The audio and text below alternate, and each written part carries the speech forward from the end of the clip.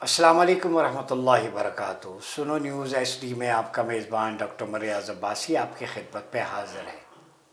आज हम बात करेंगे इस्लाम में दस्तूर और आइन साज़ी के उसूल।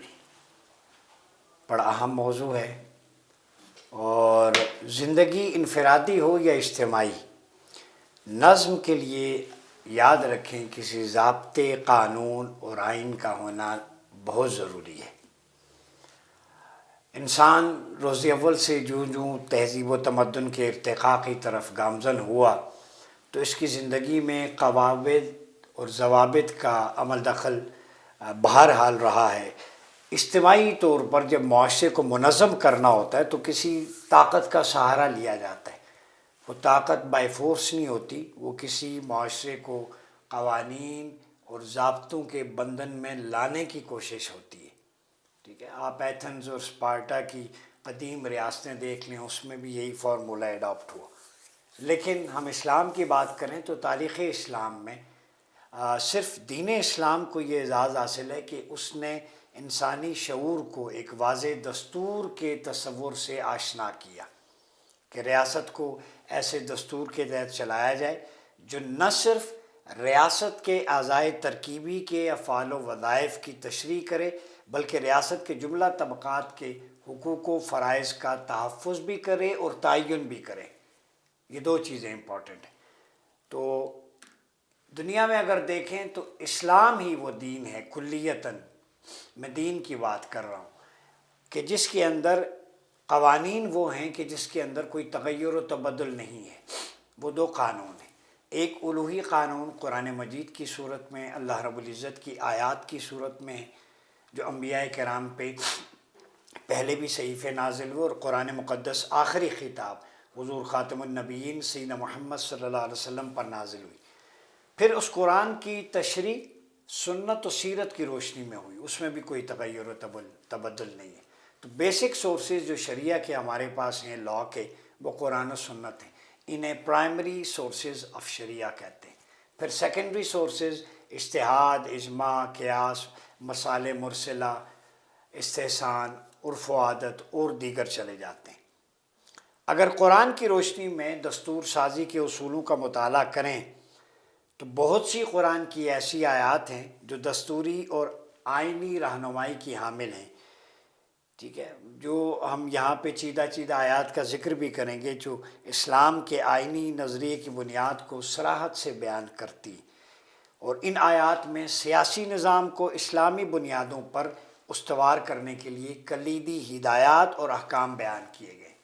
अब यहाँ पे मैं रोकूँगा कि कुरान की वो आयतें जो इस्लाम के आइन और दस्तूर से बहस करती हैं, ये आयात इस्लामी रियासत में सियासी निज़ाम को इस्लामी बुनियादों पर उस्तवार करने के हवाले से हिदायत भी देती हैं और उनके अहकाम भी बयान करती हैं।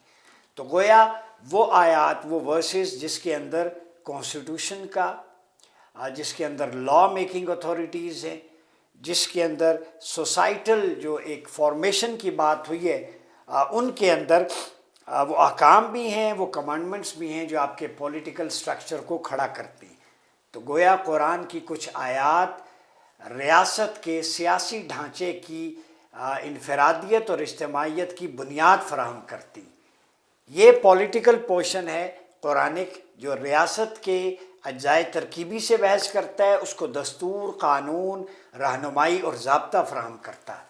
तो यहाँ वो लोगों का फ़िक्री मुगालता दूर हो जाना चाहिए जो सियासत को दीन से या मज़हब से जुदा समझते हैं या कोई नापैद चीज़ या नाकारा चीज़ या उसके लिए नुकसानदेह समझते हैं, या मुबल्लिगीन या उलमा, मशाइख, वाइज़ीन को कहते हैं कि आपका सियासत में क्या काम। भाई अंबिया और मुबल्लिगीन से आप कहते हैं आपका सियासत में क्या काम। यहाँ तो कुरान अंबिया की सियासत का ज़िक्र कर रहा है। यहाँ तो वो आयात जो जिस पे मैंने दर्जनों वीलॉग किए हैं, सैयदना ज़ुल्क़रनैन अलैहिस्सलाम का पॉलिटिकल रोल, विलेजर्स की प्रोटेक्शन के लिए सद्दे ज़ुल्क़रनैन तामीर की, उसका ज़िक्र कुरान में है, जहाँ से हमें पॉलिटिकल पार्टी की बजाय यूनिटी ऑफ कमांड का इशारा मिलता है। सारे विलेजर्स आपके साथ थे। यहाँ हमें तालूत अलैहिस्सलाम की بادشاہت کا ذکر ملتا ہے، طرز حکمرانی کا ذکر ملتا ہے کہ اللہ رب العزت نے انہیں طالوت علیہ السلام کو بادشاہ مقرر کیا اور زادہ بسطۃ فی العلم والجسم، جسم اور علم کی 2 توانائیاں انہیں عطا کی۔ تو گویا اسلام میں ہیڈ آف اسٹیٹ ریاست کا وہ جسمانی اور ذہنی طور پہ پختہ ہونا چاہیے، یہ بھی کرائیٹیریا قرآن نے گورننس کے باب میں دے دیا، ٹھیک ہے۔ اس کے علاوہ موسیٰ علیہ السلام فرعون کی طاغوت کی جنگ، اس کا قرآن میں ذکر ہے، ابراہیم علیہ السلام اور نمرود کے حوالے سے ذکر ہے، دیگر کئی سینکڑوں مثالیں، داؤد علیہ السلام اِنَّا جَعَلْنَاكَ خَلِيفَةً فِي الْأَرْضِ، انہیں زمین میں اللہ رب العزت نے خلیفہ بنایا۔ یہ تمام ورسز ڈائنامکس ہیں جو پولیٹیکل ڈیموگرافکس ان کو ڈیل کرتی ہیں۔ تو جو لوگ اسلام کے پولیٹیکل اکانومی کو نہیں سمجھ سکے وہ پہلے قرآن میں گہرائی سے مطالعہ کریں۔ اب اگلی آیت جو میں آپ کے سامنے سورہ نساء کی رکھوں گا، وہ دستوری طور پہ ہمارا جو انتخاب کا طریقہ کار ہے اس کو وضع کرتی ہے، اور لوگوں کے درمیان معاملہ کیسے کرنا ہے، منصب قضا پہ بیٹھنا ہے تو فیصلہ کیسے دینا ہے، یہ تمام ان اصولوں سے بحث کرتی ہے۔ اللہ رب العزت نے فرمایا بسم اللہ الرحمن الرحیم، سورہ نساء کی آیت نمبر 58-59، یہ یاد کر لیں۔ اور سورہ نساء قرآن مجید کا 4تھا چیپٹر ہے، 4تھا سورہ ہے، ٹھیک ہے، آل عمران کے بعد۔ فرمایا ان اللہ یأمرکم ان تؤدوا الامانات الی اہلہا، بے شک اللہ تمہیں حکم دیتا ہے۔ کیا حکم ہے اللہ رب العزت کا؟ ان تؤدوا الامانات الی اہلہا، کہ امانتیں انہی لوگوں کے سپرد کر دو جو ان کے اہل ہیں۔ یہاں امانت کی سپردگی کی بنیاد اہلیت قرآن نے بیان کر دی، چاہے وہ امانت ووٹ کی صورت میں ہو، چاہے وہ امانت کسی شخص کو مقرر کرنے کی صورت میں ہو، گورنر بنانے کی صورت میں ہو، ادارے کا سربراہ بنانے کی صورت میں ہو، ہیڈ آف اسٹیٹ بنانے کی صورت میں ہو، وزیر مشیر کا تعین ہو، وہ ایک ہی پیرامیٹر جو قرآن نے ہمیں بتا دیا ہے، وہ سب کے لیے رول ہے، وہ رول ہے، وہ گائیڈنگ پرنسپل ہے، وہ ڈرائیونگ فورس ہے۔ الا اہلہا، جو اس امانت کا اہل ہے اس کو نبھانا جانتا ہے، اس امانت کا حق حقداروں تک پہنچانے کی اہلیت رکھتا ہے، یہ ہے اس آیت کا مفہوم۔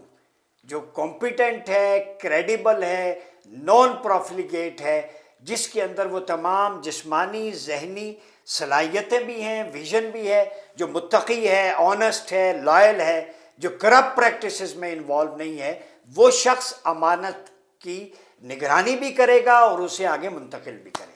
تو امانت یہاں پہ 2 طرح سے، ایک امانت عامت الناس کے پاس ہے، ٹھیک ہے، یا شورا کے لوگوں کے پاس ہے، جو اہل شورا کو منتخب کرتے ہیں اسلام کے نظام شورا میں، ٹھیک ہے، گورننس کے ماڈل کے اندر انتخاب میں، اور وہ شورا کے لوگ کمپیٹنٹ ہوتے ہیں، یعنی لوگوں کے پاس امانت جو ہے اس کی اہلیت کا معیار یہ ہے کہ وہ ایسے لوگوں کا انتخاب کریں شورا میں، مشورے پارلیمنٹ کے اندر، کہ جو لوگ اہل ہوں، کریڈیبل ہوں، دیندار ہوں، کمپیٹنٹ ہوں۔ اب جب کمپیٹنٹ لوگوں کا انتخاب ہو گیا تو ان کے پاس الی اہلہا، اب ان کمپیٹنٹ لوگوں کی یہ ذمہ داری ہے کہ ان کو جو عوام نے امانت دی ہے وہ اب اس کے امین ہے، نگہبان ہے، گارڈین ہے اس کے، اب وہ ان کی فلاح و بہبود کے لیے کام کریں گے۔ جو امانت عوام نے انہیں تفویض کی ہے وہ امین ہے، اور وہ اسے اقتدار اللہ رب العزت کی حاکمیت کے تحت استعمال کریں گے، وہ قرآن و سنت کا نظام رائج کریں گے۔ الی اہلہا کا یہ مطلب ہے، ٹھیک ہے۔ تو یہ امانت ہے، یعنی اب خود وہ قانون نہیں بنا سکتے، جو بھی قانون بنے گا وہ قرآن و سنت کے روشنی میں بنے گا، اسی سے کشید کریں گے، ڈیرائیو کریں گے۔ پھر آگے فرمایا رولز آف گورننس، دیکھیں قرآن بیان کر رہا ہے، کہتے ہیں پالیسی سیاست کیسے کریں۔ یہ دیکھیں میرے سامنے کتاب قرآن مقدس کی روشنی میں تفسیر آپ کے سامنے رکھ رہا۔ وَإِذْ حَكَمْتُمْ بَيْنَ النَّاسِ أَن تَحْكُمُوا بِالْعَدْلِ، اور جب تم لوگوں کے درمیان فیصلہ کرو تو عدل کے ساتھ کرو۔ یہاں منصب قضا کی بات بھی ہے، اور پارلیمنٹ میں بیٹھے ہوئے، لیجسلیشن کے عہدے پہ بیٹھے ہوئے ممبر آف پارلیمنٹ، جو شورا کے ممبر ہیں، جو پرائم منسٹر ہے، چیف ایگزیکٹو ہے، یا پریزیڈنٹ ہے، یا سینٹ کے لوگ ہیں، وہ جب بھی فیصلہ کریں تو عدل کے ساتھ کریں۔ عدل کی میں نے کئی دفعہ تعریف کی. وضع الشیء فی محلہ، سید علی حجویری داتا گنج بخش کشف المحجوب کے اندر لکھتے ہیں کسی شے کو اپنے مقام پر رکھنا عدل ہے. جیسے یہ رسٹ واچ ہے تو یہ ہتھیلی میں پہنی جاتی ہے، ٹھیک ہے. ٹوپی جو ہے 100 روپے کی ہو تو سر پہ رکھی جاتی ہے، جوتا 10,000 کا بھی برانڈڈ ہو پاؤں میں پہنا جاتا ہے، یہ عدل ہے. جوتے کو اگر 10,000 کا جی مہنگا ہے سر پہ رکھیں گے تو وہ ظلم ہوگا، وہ بے عزتی ہوگی. اگر ٹوپی کو پاؤں میں رکھیں گے تو اس کی انسلٹ ہوگی. تو ہر شے کا مقام اس کی اصل مقام پہ رکھنا یہ عدل ہے، اور کسی بھی شے کو اصل مقام سے ہٹانا یہ ظلم ہے. تو اصل مقام کیا ہے؟ وَإِذْ حَكَمْتُمْ بَيْنَ النَّاسِ أَن تَحْكُمُوا بِالْعَدْلِ، جب منصب قضاء پہ بیٹھو ان بائسڈ ہو کے فیصلہ کرو. قرآن کہتا ہے چاہے تمہارے ریلیٹیو ہی کیوں نہ سامنے کھڑے ہو. جب تم وزیر یا مشیر بنائے گئے ہو تو عوام کے حقوق ان کی دہلیز تک پہنچاؤ. انصاف عام آدمی تک پہنچنا چاہیے، دسترس ہونی چاہیے. جو ٹیکس اور بیت المال ہے ٹریجریز، وہ فنڈز عوام تک بغیر خرد برد کے ان کے وسائل کے، ان کی بہتری کے لیے، بہتر معیار زندگی کے لیے خرچ ہونے چاہیے. اذ حکمتم بین الناس ان تحکموا بالعدل کا یہ مفہوم ہے. ان اللہ نعم یعظکم بہ ان اللہ کان سمیع بصیرا. پھر یہ اللہ اچھی نصیحت فرماتا ہے، بے شک خوب سننے والا دیکھنے والا ہے. پھر آگے فرمایا یا ایھا الذین آمنوا، اے ایمان والو، اطیعوا اللہ و اطیعوا الرسول، اللہ کی اور رسول کی اطاعت کرو. وَأُولِي الْأَمْرِ مِنْکُمْ، اور ان میں سے اہل حق صاحبان امر کی. اولی الامر صاحب حق ہوتے ہیں، حق والے جو قرآن و سنت کے تابع رہ کے زندگی گزارتے ہیں، وہ ہیں اولی الامر. اولی الامر سے مراد اتھارٹیرین گورنمنٹ نہیں ہے، تھیوکریسی نہیں ہے. اولی الامر سے مراد کہ وہ لوگ جو قرآن اور سنت کی روشنی میں معاشرے کو آگے لے کے چلتے ہیں، وہ اولی الامر ہیں. جن کا نفس اللہ کی رضا کے طالب ہو، جن کا ظاہر اور باطن ایک ہو، جو اللہ رسول کی کمانڈمنٹس کے مطابق معاشرے میں فساد ختم کر کے امن قائم کرنے والے ہوں، جو فنڈ کے اندر اپنی فیملیز، اپنے لوگوں پہ، بچوں پہ نہیں خرچ کرتے بلکہ غرباء پہ، مساکین پہ، محکوموں پہ، مجبوروں پہ اور مستضعفین پہ، ڈپرائیوڈ کمیونٹی پہ خرچ کرتے. وہ صاحبان حق ہیں. وہ حق بات کہتے ہیں اور حق پر عمل کرتے ہیں. جو حق ہے غریبوں کو لوٹانا، اس چیز کا مصداق ہوتے ہیں جسے اللہ رب العزت نے قرآن مجید میں فرمایا وَفِي أَمْوَالِهِمْ حَقٌّ لِلسَّائِلِ وَالْمَحْرُومِ، کہ ان کے مال میں حق ہے سائلین کا اور محرومین کا، دو طبقات کا. تو صاحبان حق اولی الامر کون ہیں؟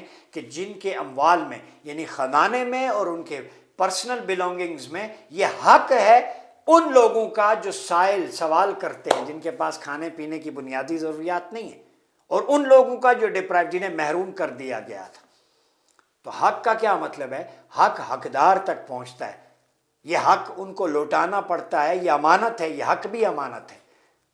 تو یہ احسان نہیں کرتے حق لوٹا کے.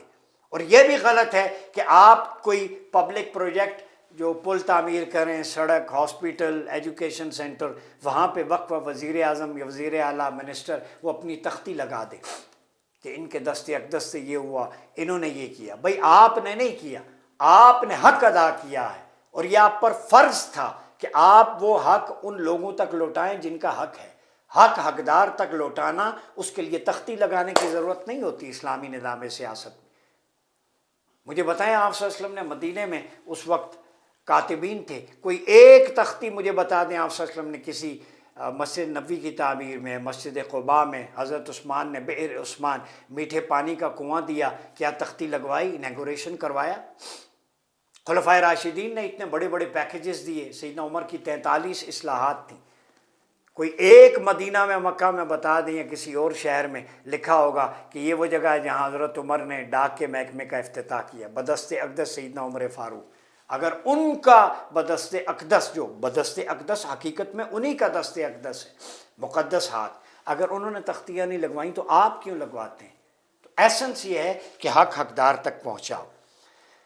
وَإِن تَنَازَعْتُمْ فِي شَيْءٍ فَرُدُّوهُ إِلَى اللَّهِ وَالرَّسُولِ، کہ اگر تم آپس میں کسی مسئلے میں اختلاف کرو، حتمی فیصلے کے لیے اللہ اور اس کے رسول کی طرف لوٹا دو.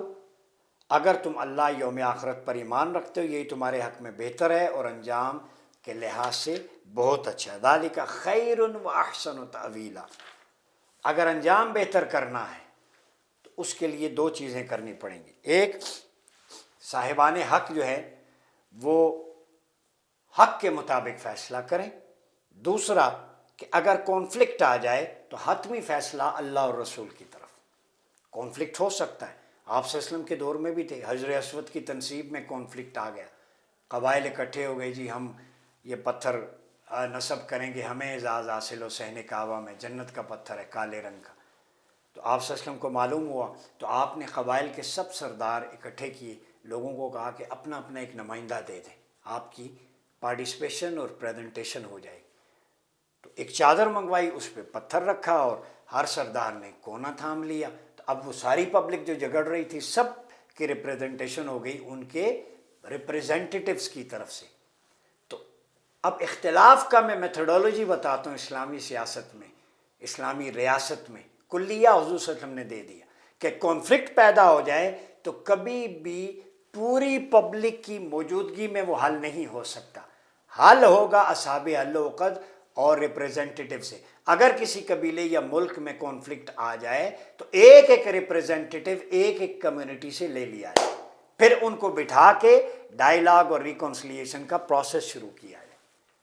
میس کہاں کریٹ ہوتا ہے کہ جب میڈیا بھی اس میں انوالو ہوتا ہے، خبر پھیل جاتی ہے، بلوا آ جاتا ہے، لوگ ہر طرح کے مطالبات، بھائی ہر کمیونٹی جس کا کوئی مسئلہ ہے ان سے کہیں اپنی ریپریزنٹیشن دیں تھرو، وہ بیٹھ کے پھر اس کلیے کو حل کریں، جیسے آپ صلی اللہ علیہ وسلم نے حج اسود کی تھی۔ یہ ہے پارٹیسپیٹری کنسلٹیشن کا نبوی میتھڈ جو میں آپ کے سامنے رکھ رہا ہوں قرآن کی روشنی میں۔ فردوا الی اللہ ورسول، اگر میتھڈ آپ کے سامنے کانفلکٹ آیا تو اسے قرآن اور سنت کی طرف لوٹا دیں۔ پھر دوسرا اصول جو اسلامی ریاست میں دستور سازی کا، والذین استجابوا لربہم واقاموا الصلاۃ وامرهم شورى بینہم ومما رزقناہم ينفقون، یہ دوسرے اصول کی 3 جزیات ہیں۔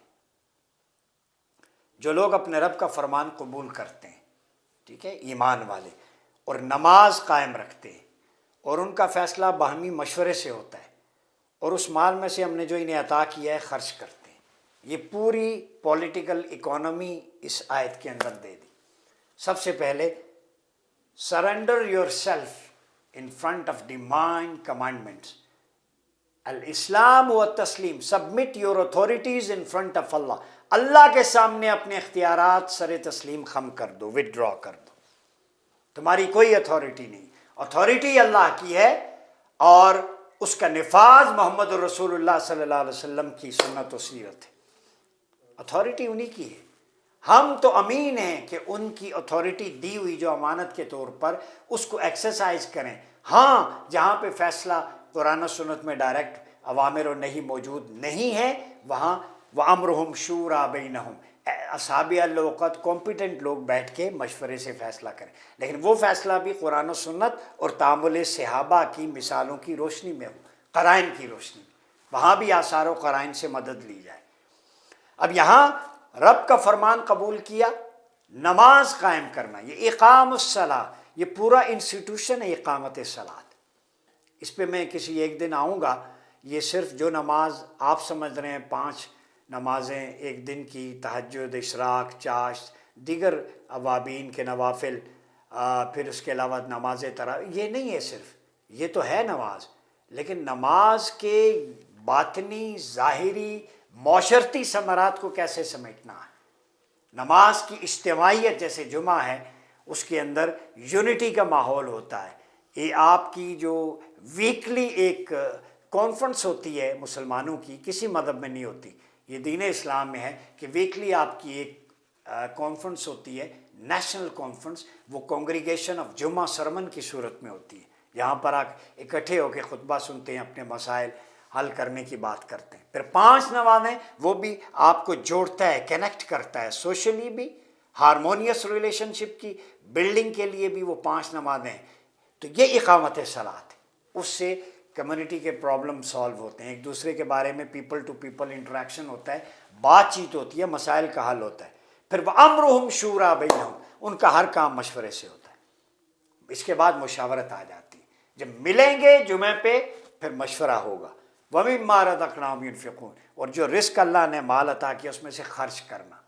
یہ مال اللہ نے سانپ بن کے بیٹھنے کے لیے نہیں دیا۔ وَيْلٌ لِّكُلِّ هُمَزَةٍ لُمَزَةٍ الَّذِي جَمَعَ مَالًا وَعَدَّدَهُ، ہر وہ شخص جس نے مال اکٹھا کیا پھر اس کو جمع کیا اور اس کو گننے لگا، اس کے لیے ہلاکت ہے، ویل، بربادی ہے۔ تو بربادی ہے ان اکاؤنٹ ہولڈرز کے لیے جن کے اکاؤنٹ میں ملین بلین ٹریلین روپیز ہیں، جن کے ایسٹس اور بلونگنگ بہت زیادہ ہیں، اور دوسری طرف انہی کے ملک میں اور معاشرے میں لوگ 2 وقت کی روٹی کھانے سے مجبور ہیں، اپنی والدین کا علاج نہیں کروا سکتے، بچوں کی تعلیم نہیں دے سکتے، تو وہ چاہے وہ اسٹیٹس کو ہو چاہے وہ کوئی بھی ہو، تو یہ امپائر کھڑی نہ کریں۔ وَمِمَّا رَزَقْنَاهُمْ يُنْفِقُونَ، یہ مال عطا خدا کی ہے، جس نے دیا ہے وہ واپس لے سکتا ہے، وہ دینے کا مقصد ہی ہے لِكَيْ لَا يَكُونُ دَوْلَةً بَيْنَ الْأَغْنِيَاءِ مِنْكُمْ، کہ دولت تمہارے مالدار لوگوں کے ہاتھوں میں مقید نہ ہو جائے، دولت کا ارتکاز چند ہاتھوں تک نہ رہے۔ اسلامی معیشت کا اصول یہ ہے دستور سازی میں کہ دولت جب اللہ نے دی ہے تو اس کو معاشرے میں پھیلا دو، اتنی برکت ہو۔ جب تم 2.5% اینولی، صرف 2.5% زکوٰۃ وہ نکالو گے، غریبوں پہ بھی تقسیم ہوگی، ایک تو معاشی مساوات قائم ہوگی، دوسرا تمہارا مال پاکیزہ ہو جائے گا۔ زکوٰۃ کا مطلب ہی پاکیزگی ہے۔ Purification of your wealth is called زکوٰۃ، عام گیونگ جسے کہتے ہیں۔ تو یہ تصور معاشرے کو ہم نے آگے پہنچانا ہے کہ مال خرچ کریں تاکہ غربت ختم ہو۔ یہ صرف حکومتوں کی ذمہ داری نہیں ہے، صاحب ثروت لوگوں کی بھی۔ اللہ کا خطاب ہر شخص سے ہے، لیکن خصوصاً عمراء، حکام اور حکومتوں سے اس لیے ہے کہ وہ ذمہ دار وہاں بیٹھے، وہ اپنے اثاثے اگر بڑھاتے ہیں، غریب تر ہوتا چلا جاتا ہے اور اشرافیہ اور چند خاندان بڑے ہوتے جاتے ہیں، تو اس کا مطلب ہے کہ ان کے لیے بربادی ہے، یہ مال آخرت میں ان کے لیے جہنم کا ایندھن بنے گا۔ پھر ہم دیکھتے ہیں کہ احادیث نبوی کی روشنی میں دستور سازی کے اصول اگر دیکھیں، 2 چیزیں میں آپ کے سامنے رکھ دوں۔ سیدنا علی سے یہ روایت مروی ہے، کہتے ہیں کہ میں نے آپ صلی اللہ علیہ وسلم سے عرض کیا کہ اگر ہمیں کوئی معاملہ پیش آ جائے جس میں امر اور نہیں کا بیان نہ آیا ہو تو آپ اس میں ہمیں کیا ارشاد فرماتے ہیں؟ کوئی حکم قرآن و سنت میں نہ ہو تو آپ صلی اللہ علیہ وسلم نے فرمایا تم فقہاء اور عابدین سے مشورہ کیا کرو، اس میں چند خاص لوگوں کی رائے نہ نافذ کیا کرو۔ یہ مجموع الزوائد ہیثمی کی روایت ہے، سیدنا علی سے روایت۔ جو بات قرآن و سنت میں ڈائریکٹ نہیں ہے، اوامر و نہی، عقائد سے متعلق، مبادیات، دین کی ضروریات سے متعلق نہ ہو اور اس کا ذکر نہ آیا ہو، تو آپ صلی اللہ علیہ وسلم نے فرمایا 2 طبقات سے مشورہ کرو۔ ایک فقی، قانون دان، جو اسلامی قانون کی مبادیات، جزیات کو گہرائی اور گہرائی سے جاننے والا، اسلامک جیورسٹ، شرعی عدالت کا جیسے جج ہوتا ہے، فقی ہے، ٹھیک ہے۔ اور دوسرا عابد، عبادت گزار، متقی شخص، کریڈیبل، ان 2 سے مشورہ کیا کرو، اور پھر چند لوگوں کی رائے سے نافذ نہ کرو۔ تو جو فقہاء ہیں، جو عابدین ہیں، جو ذمہ دار لوگ ہیں، جو امانت دار ہیں، جو خیانت نہیں کرتے، جو کرپشن میں انوالو نہیں ہیں، ان کو، عابدین کو، زاہدین کو اور فقہاء کو جو اسلامی قانون پہ دسترس رکھتے ہیں، ان کو مشورے میں شامل کر کے جب مشورہ کریں گے تو اس سے جو فیصلہ سازی جنم لے گی اس میں خیر و برکت ہوگی۔ پھر آپ صلی اللہ علیہ وسلم نے ابو بکر و عمر رضی اللہ عنہما سے فرمایا اگر تم دونوں کسی مشورے میں اکٹھے ہو جاؤ تو میں تمہاری مخالفت نہ کروں۔ یہ آپ صلی اللہ علیہ وسلم نے حضرت ابو بکر اور عمر سے فرمایا۔ پھر آپ صلی اللہ علیہ وسلم نے ارشاد فرمایا کہ وہ لوگ جن کے پاس مشتبہ معاملہ ہے، جس میں شک و شبہ ہو، اور وہ مشاورت نہیں کرتے، اگر کوئی شک و شبہ والا معاملہ قومی سطح پہ، فیملی کی سطح پہ، برادری کی سطح پہ آ جائے تو اگر وہ مشاورت نہ کریں اور اگر درست فیصلہ کر لیں تو اس پر اطرائیں، غرور کریں کہ ہم نے دیکھیں جی یہ کر دیا، اور اگر غصے کی حالت میں ہوں تو سختی سے کام لیں، وہ لوگ میری امت کے بدترین لوگ ہیں، اور برا لکھنے والا بھی برا عمل کرنے والے کی طرح۔ یاد رکھیں یہ بڑا لیسن ہے سوشل لائف میں ہمارے لیے کہ اگر کوئی شک والا معاملہ آ گیا تو اس میں آپ نے تھورو انویسٹیگیشن بھی نہیں کی، مشاورت بھی نہیں کی افیکٹڈ پارٹیز سے، اور خود ہی فیصلہ کر لیا۔ اگر فیصلہ درست بھی ہے اور اس پہ آپ غرور کرتے ہیں کہ دیکھیں جی ہمارا کمال، کسی سے مشورہ نہیں کیا، ہماری کمپیٹنس ہے، تو یہ بدترین لوگ ہیں۔ یہ تعامل ضروری ہے سوسائٹی میں مل کے سب کو سیٹسفائی کرنا، اور اگر غصے کی حالت میں سختی سے کام لیں تو یہ میری امت کے بدترین لوگ ہیں۔ تو غصے کی حالت میں فیصلہ کرنے والے، مشتبہ امور میں سختی کرنے والے لوگوں پر یہ بدترین لوگ ہوتے ہیں، چاہے کسی بھی طبقے سے ہوں، اور ان کا جو فیصلہ ہے لکھنے والا بھی برا عمل کرنے والے کی طرح ہے۔ پھر آپ صلی اللہ علیہ وسلم نے فرمایا اللہ کی حد کو قائم کرو، قریبی رشتہ داروں میں اور غیروں میں، اور تمہیں اللہ کے معاملے میں لان تان کرنے والوں کی لان تان حدود کے نفاذ سے نہ روکے۔ تو معاشرے میں برائی کے خاتمے کے لیے، پیوریفائی کرنے کے لیے حدود اللہ کا نفاذ ناگزیر ہے۔ یہ اسلام کی دستوری اہمیت جان لیں۔ جب اللہ نے حدود کا بیان کیا، حضور علیہ السلام نے حدود جاری کی، صحابہ نے جاری کی، تو کوئی بھی تمہیں لان تان کرے، حد کو قائم کرنا معاشرے کو جرائم سے روکنا ہوتا ہے۔ اس کی فلسفی یہ ہے۔ میں یہ عرض کر دوں ایک آخری مثال، اسلام کے دستور میں جو ویسٹرن لا ہے، یا آج این جی اوز یا انسانی حقوق کی تنظیمیں وہ کہتے ہیں جی توہین رسالت کا مقدمہ، توہین مذہب کا، یہ پھانسی دے دینا، ظالمانہ قوانین معاذ اللہ، تو میں انہیں بتا دوں کہ قاتل جس نے قتل کیا ہوتا ہے ناحق، اس کو اس لیے قتل کیا جاتا ہے تاکہ باقی لوگ عبرت پکڑیں اور معاشرہ محفوظ رہے۔ تو ایک شخص کا قاتل کو سزا دینا، ایگزیکیوٹ کرنا، اس کا مطلب یہ ہے کہ لوگ دیکھیں کہ جو آئندہ قتل کرے گا اسے پھانسی لٹکایا جائے گا۔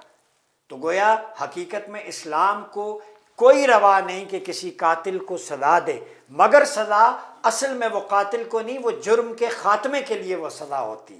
باٹم لائن اس کی فلسفی یہ ہے۔ چور کا ہاتھ بایاں پہلے کاٹا جاتا ہے، کیوں؟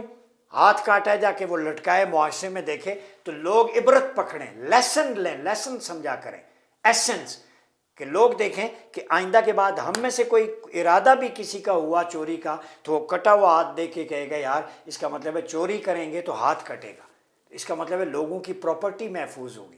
تو سزائیں لوگوں کی جان اور مال محفوظ کرنے کے لیے رکھی گئی ہیں، یہ ظلم نہیں ہے، یہ لوگوں کے ساتھ انصاف ہے، مساوات ہے، لوگوں کی حفاظت ہے۔ یہ مقاصد شریعت میں سے، آبجیکٹیو آف شریعہ میں سے production of life, production of property, production of religion, جو امام شاطبی نے علیہ السلام نے اس پہ بہت کام کیا۔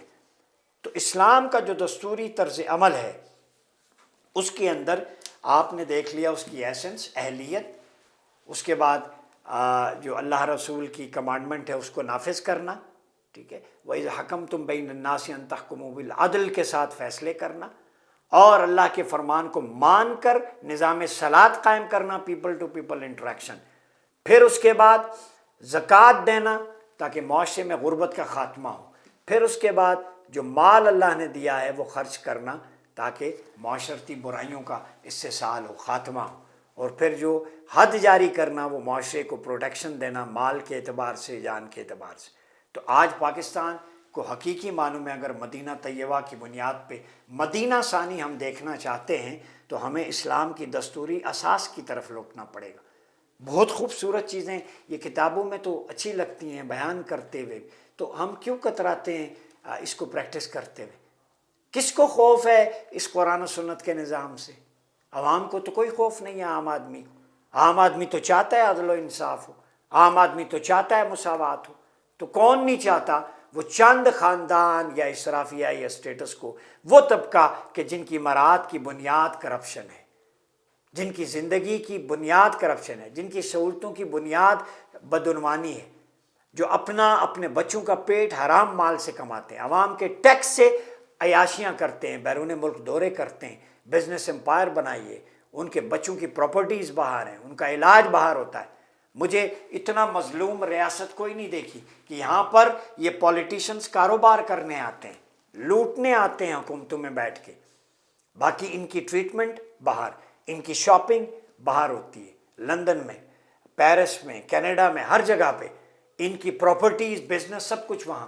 ان کے بچوں کے لیول کا پاکستان میں ایک بھی سکول نہیں کہ ان کے بچے باہر پڑھتے ہیں۔ میرا ایک سوال ہے، ایک ہاسپٹل ان کے نہیں کے لیے نہیں کہ یہ علاج اپنا باہر جا کے کرواتے ہیں، اس کا مطلب ہے انہوں نے 24 کروڑ کو کیڑے مکوڑے اور حشرات الارض سمجھ رکھا ہے۔ پاکستانیوں یہ باریک واردات جانیں، اسی لیے تکمیل پاکستان اس جمہوریت نما مجبوریت کو اور جبر والے نظام کو مسترد کرتی ہے۔ ہم چاہتے ہیں کہ اس ملک کو ریوائیو کرنا ہے تو اس کا ایک ہی حل ہے، خلافہ علی منہاج النبوہ۔ میثاق مدینہ پہ اکٹھے ہو جائیں، مواخات مدینہ کو معیشت بنا لیں، خطبہ حجت الوداع کو ہیومن رائٹس کا چارٹر بنا لیں، اور خلافت راشدہ کے 30 سال کو اپنی گورننس اور رولز آف گورننس سیٹ کرنے کے لیے رول ماڈل بنا لیں۔ یہی آپ کا مستقبل ہے۔ باقی ہم بار بار صدا لگاتے رہیں گے۔ تکمیل پاکستان کا مقصد بھی یہی ہے کہ پیسفلی وہ نیریٹو آپ کے سامنے جو کتابوں میں پڑھا ہے وہ آپ تک رکھا جائے تاکہ آپ اس سے روشنی پائیں۔ اپنا بہت خیال رکھیے گا۔ اپنے میزبان ڈاکٹر عمر یاد عباسی کو اجازت دیجیے۔ اللہ حافظ۔